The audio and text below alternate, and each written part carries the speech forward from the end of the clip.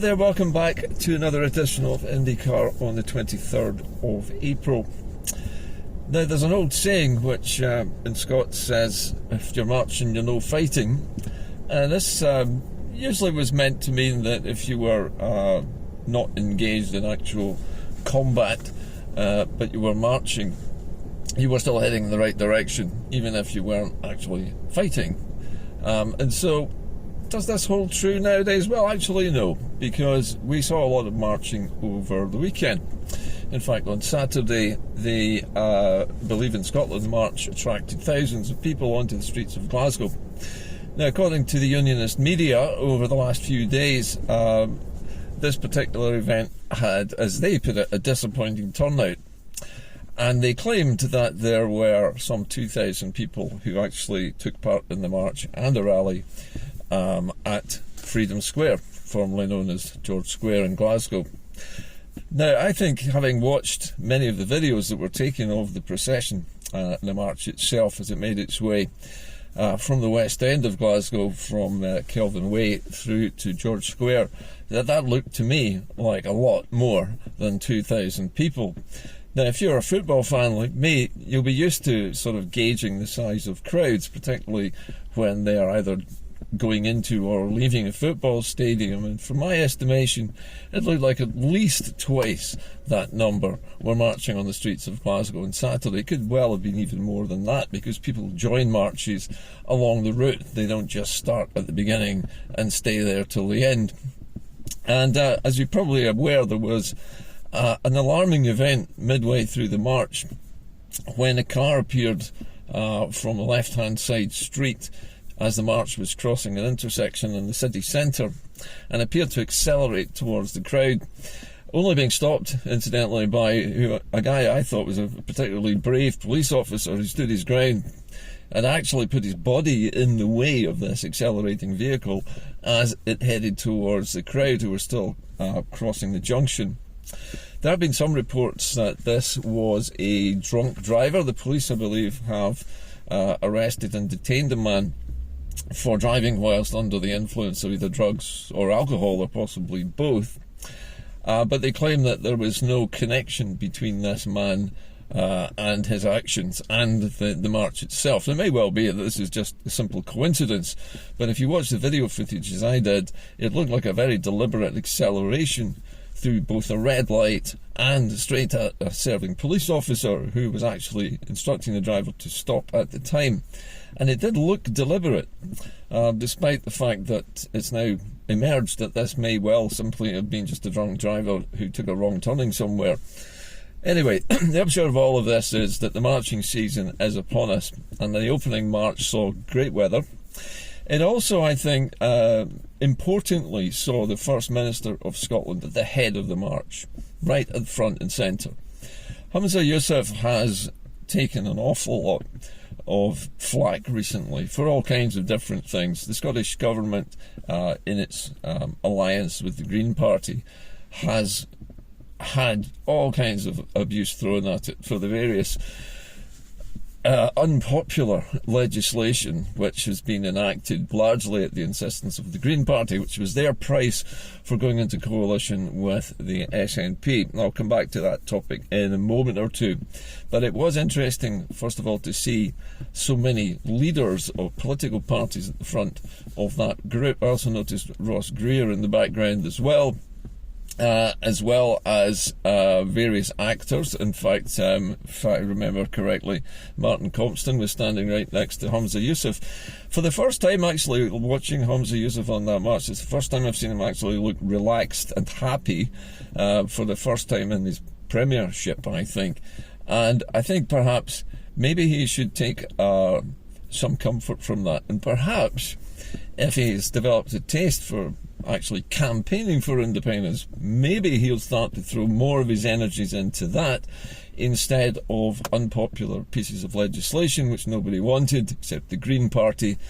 And I suspect that also this issue where the Greens are currently threatening to leave their coalition with the SNP as being a watershed moment actually for Scottish politics. I think to draw a line under what has happened to the Scottish Government in the last year or so, in fact maybe a little bit longer than that, is that the compromises made with the Greens have cost the SNP a lot of its popularity at the polling booth. And despite the fact that the British media is claiming that all of these pieces of spurious or unnecessary or unpopular legislation have caused support for independence to drop. This is what they're claiming, and the SNP's vote is plunging, and they're producing all kinds of worrying-looking polls showing that the SNP is hemorrhaging support to the Labour Party. Remember, they do this every election. The British media produces all kinds of homemade polls which they commission from their own companies. And remember, companies like YouGov, I mean, clearly the message is in the title there, YouGov. It's a government branch, basically, claiming that the SNP is going to lose multiple seats at the next UK general election. But I would point out that the next general election that's coming up this year, no matter when it's held, has absolutely zero effect on the independence movement whatsoever. This is simply a UK general election where Scottish parties are competing for 57 seats, which has absolutely no effect on anything that's done in the British Parliament whatsoever, other than the fact that if we get a lot of independence MPs, they're going to make a lot of noise, they're going to stand up, and the usual abuse and jeering are going to try and make their voices heard above the clamour. But nothing really is going to happen politically as a result of this general election. So I'm not really worried about that. The newspapers are also making a great deal of the fact that the Greens are clutching their pearls at the moment and worrying about whether or not they should be in a coalition with the SNP at all. Frankly, there's two things strike me about this. One is that Lorna Slater and Patrick Harvey don't want to lose their enormous salaries or the political power that they've enjoyed for the last few years simply because they are unpopular. I mean, the politicians do this all the time. But if the Green Party does vote to end its coalition with the SNP and the so-called Butte House Agreement is torn up, what does it mean for Scottish politics? Would it have any effect? Well, actually, no. Simply the SNP would form a minority government, which, although technically would not have an overweening majority in the House at Holyrood, would not really affect much at all, because both the Greens and various other small independent MSPs would still vote with the Scottish Government when it came to issues concerning Scotland's independence. And despite the Greens not being in a coalition and not being able to hold the SNP to ransom and force them into accepting these unpopular and sometimes unnecessary pieces of legislation, and I'm thinking here about the Gender Recognition Reform Act, I'm also thinking about the so-called ban on wood-burning stoves, but only in certain places and only in new builds and so on. All of these confusing and easily targeted pieces of legislation have proved to be immensely unpopular and an easy target for the unionist media. Now, it also brings me to an interesting observation, and that is the other thing that the British media is focusing all its guns on at the moment is Peter Murrell. Now, Peter Murrell is married, obviously, to Nicola Sturgeon, the former First Minister, who very famously sent the question of whether the Scottish Parliament should have the power to legislate for an independence referendum to the Supreme Court, and tasked the actual job of this to, I think, one of the most inept Lord Advocates that I've ever seen, to ask this question, knowing full well that the Supreme Court was going to say, nah, you can't have an independence referendum. Scottish Parliament doesn't have that power. We all know the Scottish Parliament doesn't have that power anyway, because it's a devolved administration. So it was always a foregone conclusion that that would happen. Anyway, back to the point. Peter Murrell, okay, he's been arrested and he's been charged with alleged embezzlement of party donations. I'm assuming that they're referring to the £600,000 which is allegedly missing from the SNP's accounts. Now, I say allegedly missing, it is actually missing, and the SNP have not been able to show where exactly it went, although it does seem to have been included in the general spending on the fight for independence, although not in any specific way. But Peter Murrell is accused of having embezzled that money. That's basically means stealing it. And they're going to have to present some evidence to the Crown Prosecution Service, or whatever they now call it, the British wing, if you like, of the judiciary in Scotland, as well as the Procurator Fiscal's office. Now, most people don't realise that the highest court in the land, the High Judiciary of Scotland, has UK oversight bearing down on it all the time. We don't have a fully independent judiciary. This is a bit of a myth. Our legal systems are separate, but when it comes to big, I would say, media cases, what we used to call in America high jingo cases, where there are public figures involved, when it comes to that, the British state has a sort of casting vote when it comes to prosecuting. So Peter Murrell may well end up in court faced with charges where he's going to have to prove himself innocent, or the state is, more importantly, going to have to present compelling evidence that he isn't. Either way, the British media expects this to have a catastrophic effect on the SNP. In fact, they think it already is. And if you're anything like me and you surf the internet and you have the misfortune to stray onto X, you'll see nothing but British trolls. Fake accounts, bot accounts, people in England, all mocking and jeering and thinking it's all over for independence in Scotland. And you'd be be forgiven for thinking that we might have lost this. But actually, we haven't. This is just a lot of noise and fury. The British think they've got us on the ropes. The English government thinks that independence is dead and that we can't function. Far from it.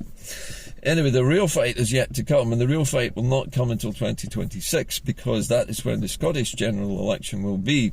And it's at that point that we have the opportunity to get our independence back.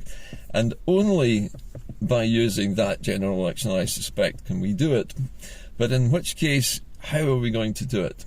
The one thing that's been lacking all along from the SNP is a procedure which will result in independence actually happening, not just campaigning for it or making people believe in Scotland or making some kind of case for independence based on economics or based on something else. The fact of the matter is, it's not about any of those things. It's about righting an historic wrong, and that is that Scotland should never have been colonised by England in the first place. We weren't voluntarily entering into this union. We were coerced and forced into it virtually at gunpoint because the English state is bigger than the Scottish state, basically, and might is right, and we've ended up being subsumed into something we didn't want to be in. And now we're faced with trying to figure out a way of getting out of it after 300 and goodness knows how many years. However, we can get out of it, but we need to use the next Holyrood general election to do it. And never mind talking about de facto referendums. This isn't going to be a referendum. This is going to be electing a government in Holyrood whose sole aim is to basically to accept the Scottish Constitution and reaffirm Scotland's sovereignty, to decide its own fate, and basically say, if you vote for us, then we will declare independence. We will make Scotland independent. We're not just going to negotiate with the United Kingdom. We're actually going to get our independence. You will be voting for independence, not just for the SNP to come back into power. And that needs to be clearly articulated to the electorate, that they're either voting for the union parties, and that would be a vote to stay in the UK, or they are voting for parties of independence, which will mean independence, which will mean the Scottish government saying the union is over, declaring an end to it, and starting the process of separating from the United Kingdom, however that is done. Okay, that brings me to one final thing today. I had an interesting email this morning, and completely unexpectedly I got an email from an editor of one of the United Kingdom's defence magazines. Now in this he asked me about the claims I had made about my live broadcast being interfered with by some kind of jammer. Asked me how I knew that, and wanted to know if I would be interviewed about it. And it surprised me, actually, that a defence journal would not know about covert surveillance anywhere in the UK, because it happens all the time. It has to. Not because they're desperately trying to prevent independence only, but simply because the security services in the United Kingdom are monitoring all sorts of radio chatter and communications in case there is any kind of terrorist threat. And I guess nobody would argue against that. However, my programmes were definitely interfered with. The sound on some of those broadcasts was being deliberately garbled and jammed by some local source. And I went to the bother and expense of buying some scanners, some radio frequency scanners, which would show me where this jamming signal was coming from, what direction it was coming from, and what the frequency was. And I know for a fact that there was a powerful radio transmitter somewhere nearby during those periods when the interference was happening. And it was somewhere within half a mile of me, and I could get a direction fix on it, although I may not be able to always see it. But there were occasionally vans present in those directions that looked pretty anonymous, looked like any old white van.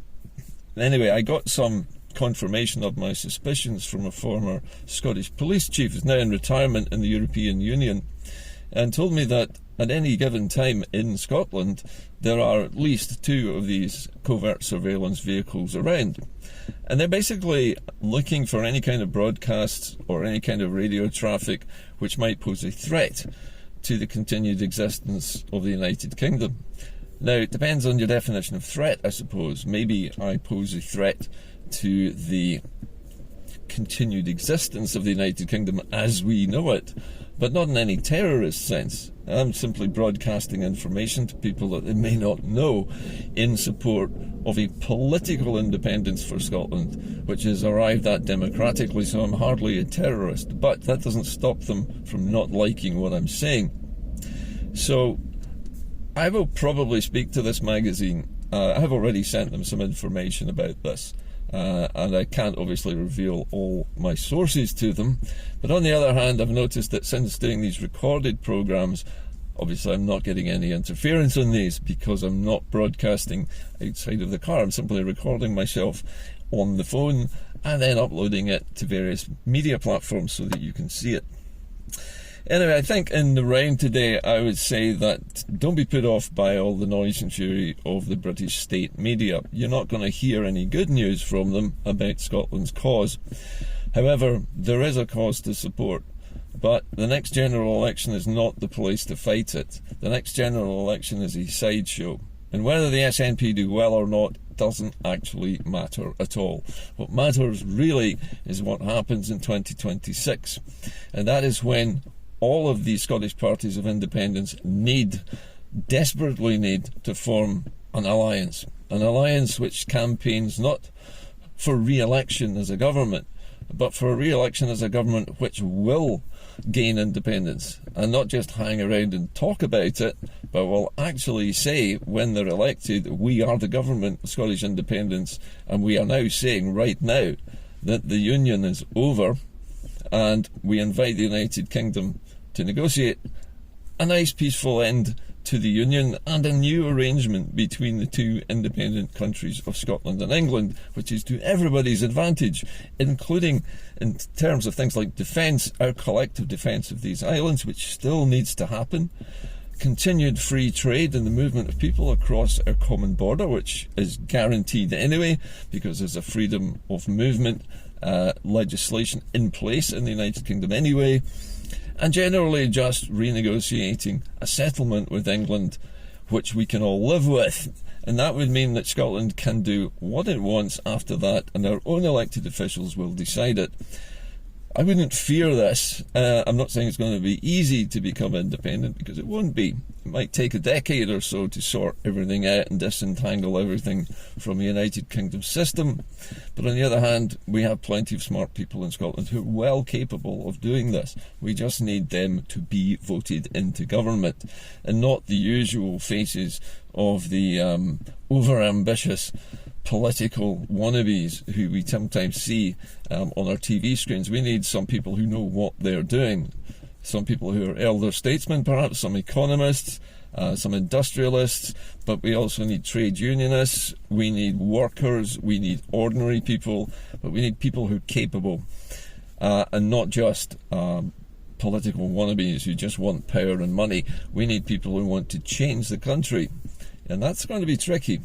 Anyway, that's it from Inde-Car today. I hope you found today's programme interesting. Don't be put off by all this racket coming from the unionist press. This is them thinking it's all over. They're trying to convince us that it's all over. But you can't kill an idea. You can't kill the need for freedom. It never dies. It always is there. And the independence of Scotland is more popular now than it's ever been, and it's probably more popular than the SNP or the Green Party. So I wouldn't fear anything that happens at the general election, and I certainly wouldn't fear the Greens leaving their arrangement with the SNP and having a minority administration for a year or two until the next general election. It's not going to make a slightest bit of difference. Anyway, keep marching. Keep your packers up and keep the faith, because we will get our independence, but it's up to us to make sure we elect the people who are going to do it. I'll see you soon. Bye for now.